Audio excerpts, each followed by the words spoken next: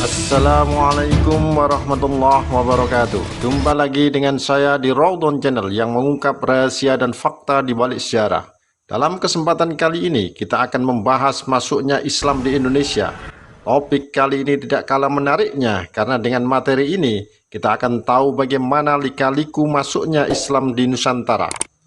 Mengapa agama Islam bisa diterima bangsa Indonesia dengan mudah? Padahal di tanah air waktu itu sudah ada agama Hindu dan Buddha, selain juga kepercayaan animisme dan dinamisme.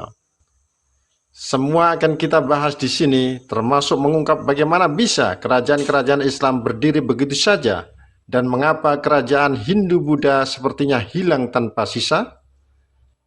Tentu banyak pelajaran yang bisa ditauladani bersama. Kalian ingin tahu? Yuk kita membahasnya. Sebelum membahas bagaimana Islam masuk ke tanah air, ada baiknya kita pahami dulu gambaran kondisi bangsa Indonesia sebelumnya itu seperti apa.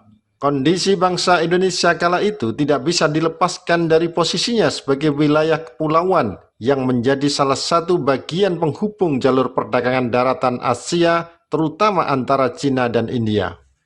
Posisi itu menjadikan Indonesia sebagai salah satu wilayah strategis di Asia Tenggara karena berada di tengah-tengah kegiatan perdagangan dunia. Posisi seperti itu juga yang membuat kawasan ini menjadi magnet dalam interaksi perdagangan dunia internasional. Apalagi sebagai negara agraris, banyak menghasilkan berbagai tanaman dan rempah-rempah, sehingga menarik negara luar. Kehadiran mereka dalam hubungan dagang juga melahirkan banyak kepentingan, termasuk kepentingan dakwah. Dan itu bisa dilihat dari jejak hubungan dan interaksi berupa keyakinan dan kepercayaan yang dimiliki bangsa Indonesia kala itu.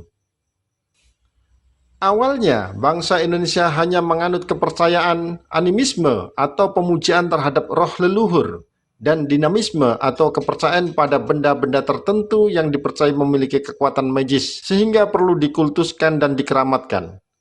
Akibat interaksi itu, akhirnya ajaran Hindu-Buddha asal India sebagai agama berpusat pada kepercayaan adanya dewa-dewa pun masuk dan berkembang di tanah air. Diperkirakan ajaran Hindu-Buddha masuk ke tanah air sekitar abad kedua Masehi. Sejak itu, tidak sedikit dari nenek moyang kita melakukan pemujaan terhadap dewa-dewa. Artefak keagamaan berupa bangunan dan relik pun dibuat untuk itu. Bangunan candi pun tersebar di berbagai wilayah dengan arca-arcanya, prasasti, dan kitab-kitabnya. Itu memberikan potret jelas keagamaan bangsa Indonesia saat itu akibat pengaruh luar.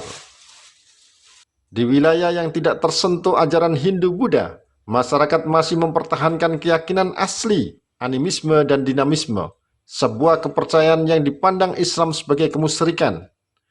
Wujud dari kepercayaan animisme seperti memiliki keyakinan terhadap roh-roh yang mendiami benda-benda seperti pohon, batu, sungai, dan gunung. Sedang wujud kepercayaan dinamisme adalah memiliki keyakinan segala sesuatu mempunyai tenaga atau kekuatan yang dapat mempengaruhi keberhasilan atau kegagalan usaha manusia dalam mempertahankan hidup. Karena itu, mari kita renungkan bersama sebagai generasi Muslim, apakah keyakinan-keyakinan seperti itu masih ada pada diri kita atau tidak? Karena sangat rawan terjerumus ke dalam kemusyrikan.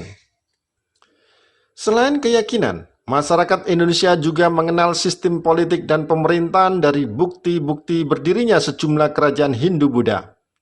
Seiring berkembang pesatnya kedua agama tersebut, sejumlah kerajaan Hindu-Buddha pun bermunculan. Di Kalimantan berdiri kerajaan Kutai bercorak Hindu, begitu juga di wilayah Jawa berdiri kerajaan Tarumanegara bercorak Hindu, disusul sejumlah kerajaan lain seperti Mataram kuno, Singosari, dan Majapahit yang lebih banyak didominasi ajaran Hindu. Sementara kerajaan bercorak ajaran Buddha berdiri di Sumatera bernama Kerajaan Sriwijaya. Meski begitu, pengaruh ajaran Buddha di Pulau Jawa juga tidak sedikit. Salah satu buktinya adalah Candi Borobudur di Magelang, Jawa Tengah, yang merupakan warisan pemerintahan dinasti Sailendra bercorak Buddha. Umat Hindu juga memiliki candi tersendiri bernama Candi Prambanan di Yogyakarta, dibangun di era Kerajaan Mataram kuno. Ini memberi gambaran pemetaan wilayah masyarakat Buddha berada di sebelah utara, sedangkan umat Hindu berada di wilayah bagian selatan. Perbedaan agama Hindu dan Buddha terletak pada kitab sucinya. Kitab suci agama Hindu adalah Weda, sedangkan Buddha adalah Tripitaka. Selain itu, Hindu mengenal sistem kasta dan memuja dewa, sedang Buddha hanya mengenal Siddhartha Gautama. Seorang guru juga pendiri agama Buddha, namun umat Hindu memasukkan Siddhartha Gautama sebagai salah satu dewa mereka. Selain bidang politik dan pemerintahan, bidang sastra dan kesusastraan juga sudah berkembang pesat kala itu. Di antara buktinya ditemukan kitab-kitab kuno seperti kitab Suluk yang mengisahkan perjalanan seorang sufi agar memperoleh ilmu sejati. Kitab lain adalah kitab Sutasoma, kitab negara Kartagama, juga cerita para hyangan, para raton, Arjuna Wiwaha, dan masih banyak naskah dan kitab lain. Gubahan cerita itu disinyalir diambil dari kitab induk Mahabharata dan Ramayana yang telah digubah ke dalam bahasa Jawa kuno pada permulaan abad ke-10. Nah, itulah gambaran kondisi bangsa Indonesia sebelum Islam masuk ke tanah air. Terus kira-kira kapan persisnya Islam masuk ke tanah air? Itu yang akan kita kaji di sini. Yang jelas pada umumnya, Islam menyebar ke Nusantara melalui dua proses. Pertama, penduduk pribumi berhubungan dengan agama Islam lalu menganutnya. Kedua, orang-orang asing Asia seperti Arab, India, dan Cina yang telah beragama Islam bertempat tinggal secara permanen di satu wilayah Indonesia, melakukan perkawinan campuran dan mengikuti gaya hidup lokal. Namun terkait waktu dan proses masuknya Islam ke tanah air, hingga kini masih terjadi perbedaan pendapat. Tetapi paling tidak ada 4 teori tentang Islamisasi awal di Indonesia, yaitu teori Arab, teori India, teori Persia, dan teori Cina yang menggambarkan tentang itu. Mari kita bahas satu persatu teori tersebut. Kita mulai dari teori Arab. Teori ini menganggap Islam masuk ke Indonesia langsung dari Arab Mekah, mulai abad awal Hijriah atau abad ke-7 dan 8 Masehi.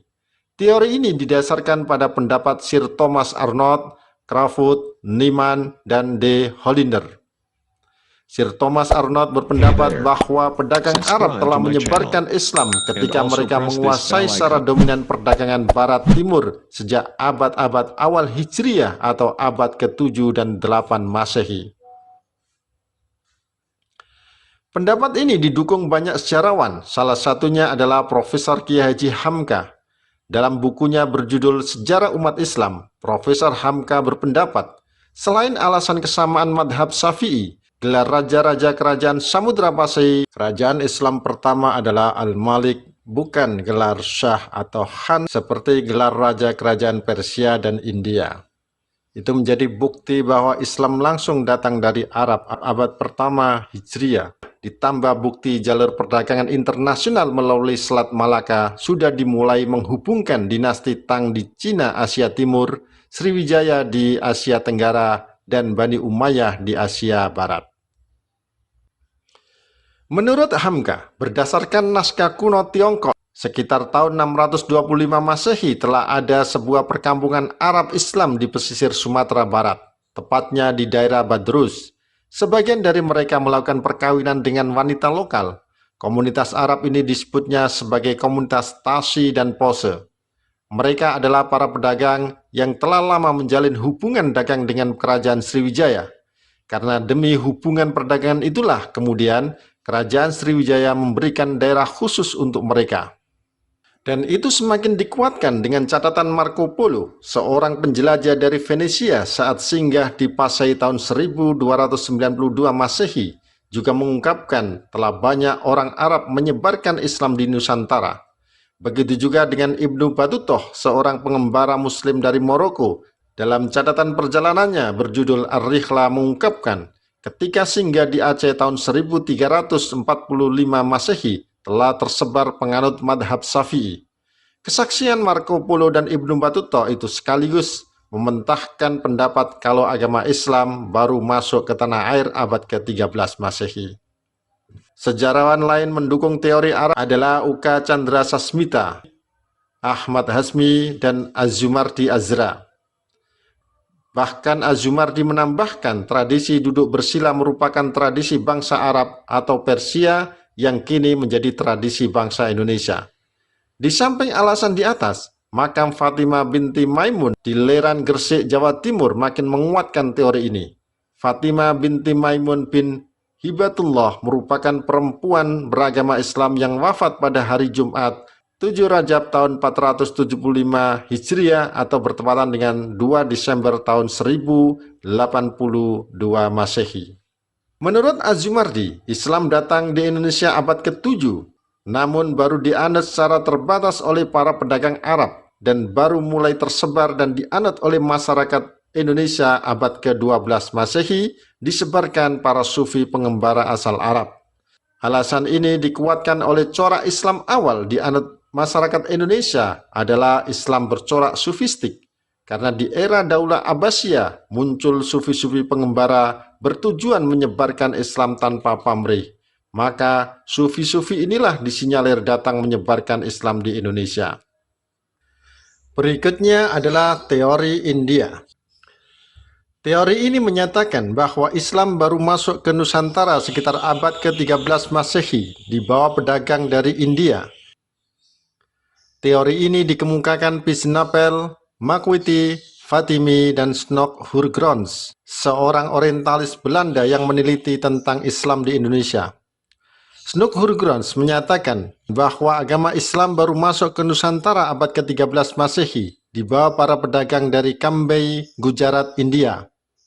Sementara Pisnapel mengkaitkan asal mula Islam di Indonesia dengan daerah Gujarat dan Malabar.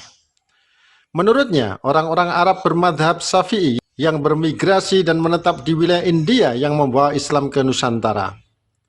Makwiti juga menambahkan ada hubungan antara Gujarat dan Indonesia dengan alasan batu nisan makam Raja Samudra Pasehi Malikus Saleh bertuliskan angka tahun 686 Hijriah atau 1297 Masehi, menggunakan nisan berasal dari Gujarat, India.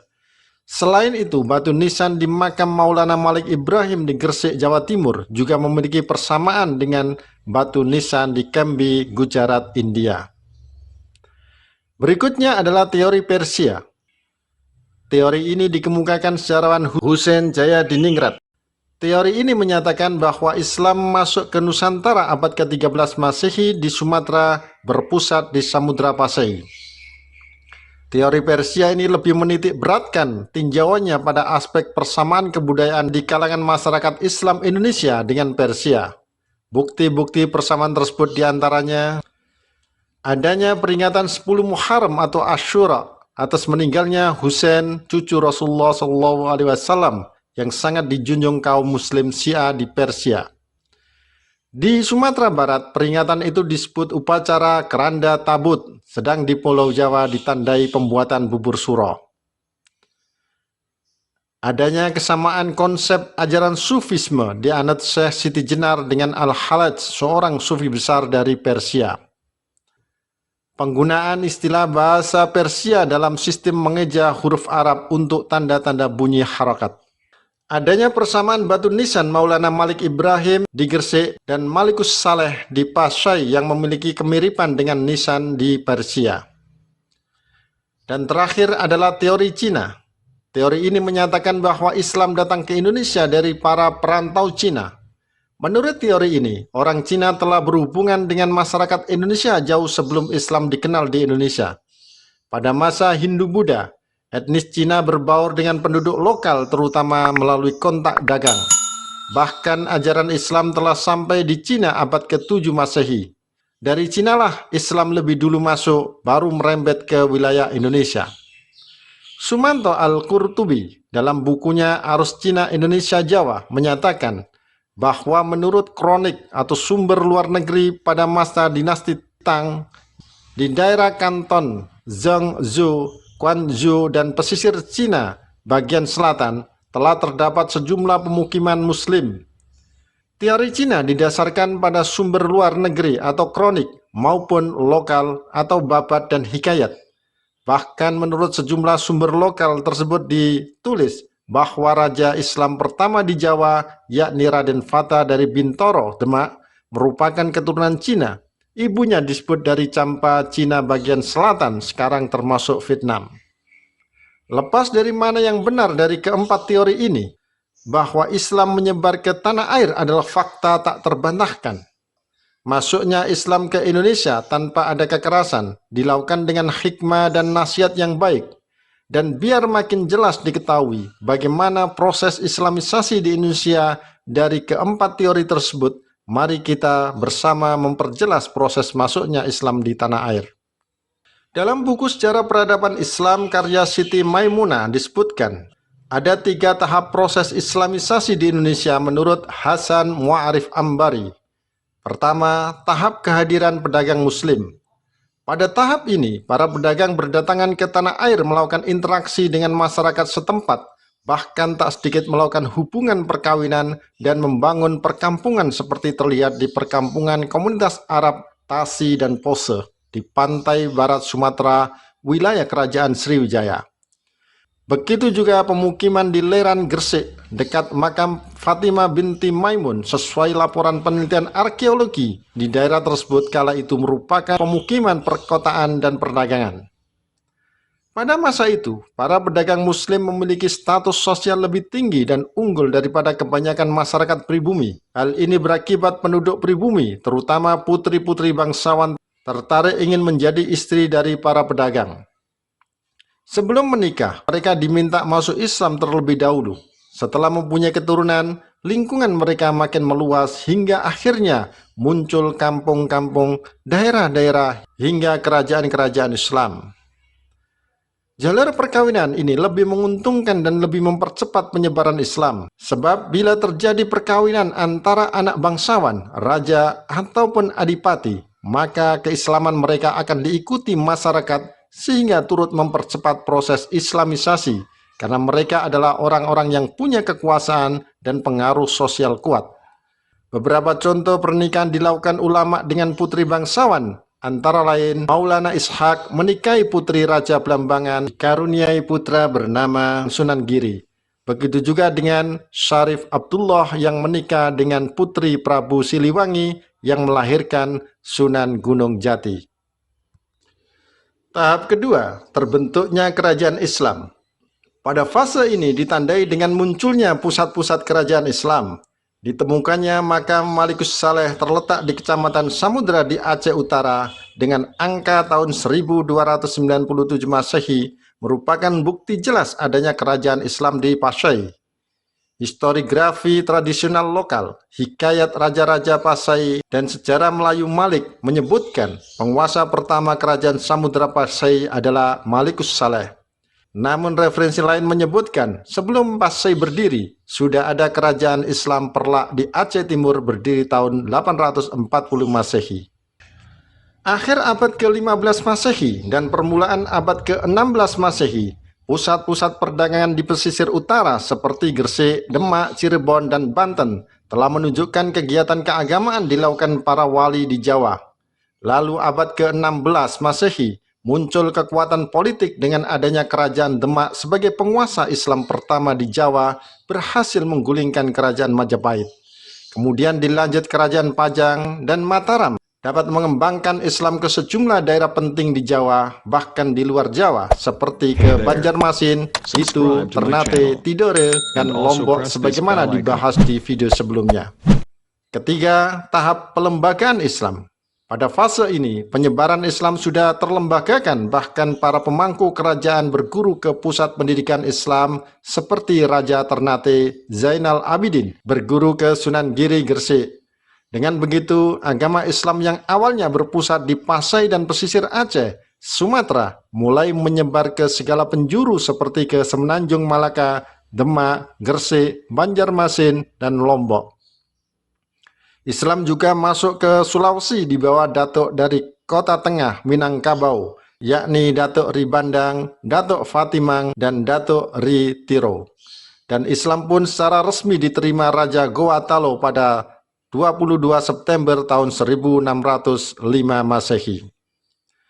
Di antara bangsawan pertama menerima Islam adalah Mangkubumi Kerajaan Goa yang juga menjabat sebagai Raja Talu, bernama Ai Malingkang Daeng Nyori atau Karaeng Katangka. Kemudian mendapatkan nama Islam Sultan Abdullah Awalul Islam. Di saat yang sama, Raja Goa ke-14 Mangarangi Daeng Manrabia juga menyatakan keislamannya, lalu diberi nama Sultan Alauddin. Setelah itu terjadi Islamisasi besar-besaran ditandai dengan keluarnya dekret Sultan Alauddin pada tanggal 9 November 1607 Masehi yang menyatakan Islam sebagai agama kerajaan Goa Talu. Melalui seorang ulama asal Minangkabau, Datuk Ribandang juga, Islam tersebar ke Lombok dan Sumbawa. Namun Sunan Prapen dari Jawa punya kontribusi besar terhadap Islamisasi di wilayah itu sekitar abad ke-17 Masehi. Di Kalimantan, Banjarmasin merupakan daerah pertama kali Islam masuk. Dalam Hikayat Banjar dinyatakan, Banjar diislamkan kerajaan Demak sekitar tahun 1550 Masehi. Lalu di Kalimantan Timur, daerah Kutai merupakan daerah pertama kali mendapat pengaruh Islam dari Datuk Ribandang beserta temannya Tan Tunggang Parangan yang mengislamkan Raja Mahkota dari Kutai sekitar tahun 1575 Masehi. Dengan demikian, maka bisa disimpulkan bahwa agama Islam tersebar ke seluruh wilayah Indonesia secara periodik, bertahap dengan strategi dakwah damai menyesuaikan terhadap adat istiadat penduduk tanpa paksaan dan kekerasan. Bila dirinci, strategi penyebaran Islam dilakukan dengan berbagai media atau jalan, yakni melalui perdagangan, pernikahan, pendidikan, kesenian, tasawuf, dan politik. Strategi dakwah penyebaran agama Islam melalui media perdagangan merupakan awal proses Islamisasi di Indonesia, mulai abad ke-7 hingga 16 Masehi. Para pedagang Islam dari Arab, Persia, dan India datang ke Indonesia, menjalin hubungan dagang dengan masyarakat lokal. Penyebaran Islam melalui perdagangan selain lebih menguntungkan juga sangat efektif dan sesuai karakter masyarakat wilayah pesisir. Jalur Islamisasi melalui perdagangan dikatakan menguntungkan karena para raja dan bangsawan turut serta dalam aktivitas ini. Para bupati di pesisir Pulau Jawa banyak memeluk agama Islam sehingga memudahkan pedagang Muslim dalam berdakwah. Pada saat itu, perdagangan internasional sebagian besar dikuasai pedagang Muslim. Sedang strategi pernikahan terjadi dari interaksi penduduk pribumi dengan pedagang Muslim yang intens dilakukan hingga tak jarang berlanjut pada pernikahan. Apalagi saat itu, keberadaan para pedagang Muslim dengan status ekonomi lebih dibanding penduduk lokal memiliki daya tarik tersendiri. Tak sedikit yang mendambakan bisa menikah dengan pedagang Muslim. Dan karena pernikahan harus dilakukan secara Islami, maka dalam prosesi perkawinan, pihak pribumi harus masuk Islam lebih dahulu dengan mengucapkan 2 kalimat syahadat. Inilah yang membuat perkawinan ini menjadi media efektif dalam penyebaran agama Islam. Contohnya adalah pernikahan Sunan Ampel dengan Nyai Manila dan pernikahan Raja Brawijaya dengan Putri Campa beragama Islam yang kemudian dikaruniai putra bernama Raden Fata dan kemudian akhirnya menjadi Raja Demak. Sedangkan jalur pendidikan dilakukan melalui lembaga pesantren. Pesantren menjadi media efektif dalam proses Islamisasi di Indonesia. Pesantren selain mengajarkan ilmu agama, juga keterampilan hidup lain. Di antara pesantren masa awal adalah pesantren didirikan Sunan Ampel, juga Sunan Giri yang terkenal sampai Pulau Maluku. Selain itu, di lembaga pesantren, murid yang sudah selesai belajar akan dikirim untuk berdakwah ke seluruh penjuru Indonesia. Penyebaran Islam lewat jalur kesenian juga dipilih para dai Muslim. Di antara kegiatan Islamisasi melalui kesenian paling terkenal adalah pertunjukan seni gamelan dan wayang seperti ditempuh Wali Songo dalam mengembangkan ajaran Islam. Cara seperti itu banyak ditemui di Yogyakarta, Solo, Cirebon, dan lain-lain. Seni gamelan banyak digemari masyarakat Jawa, dan ini tentu dapat mengundang masyarakat berkumpul dan selanjutnya dilaksanakan dakwah Islam. Jalur penyebaran Islam lainnya adalah melalui tasawuf. Itu dilakukan para sufi yang lebih memilih hidup sederhana. Dalam kesederhanaan, mereka lebih suka menghayati kehidupan masyarakatnya dan hidup bersama di tengah-tengah masyarakat.